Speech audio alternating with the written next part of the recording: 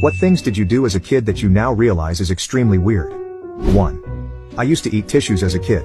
My mum found out one day and yelled at me to stop, as any sane parent would do. So I started eating them in secret, sneaking away with a tissue box to another room to eat a tissue or two. Until one day when I was about 5 years old I had to go to the hospital. I had no idea what was going on. All I knew was that I had trouble breathing through my nose. Before my operation I was in the hospital and I overheard one of the nurses say that they just needed to remove the excess tissue in my nose. Naturally I thought that the tissues I had eaten had started getting clogged up in my nose and I never ate a tissue again.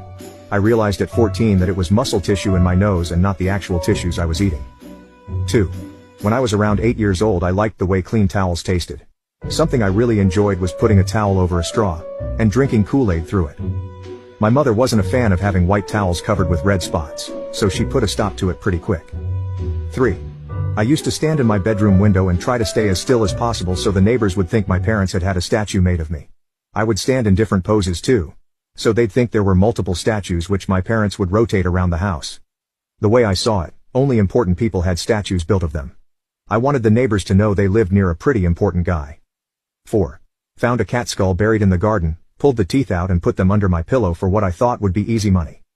5. In grade 1 we would sit in a group on the floor in front of the teacher while she read us stories. I would sit at the back of the group against the wall and pull my pants halfway down my butt. I liked feeling the cool ground wall against my bare butt. 6.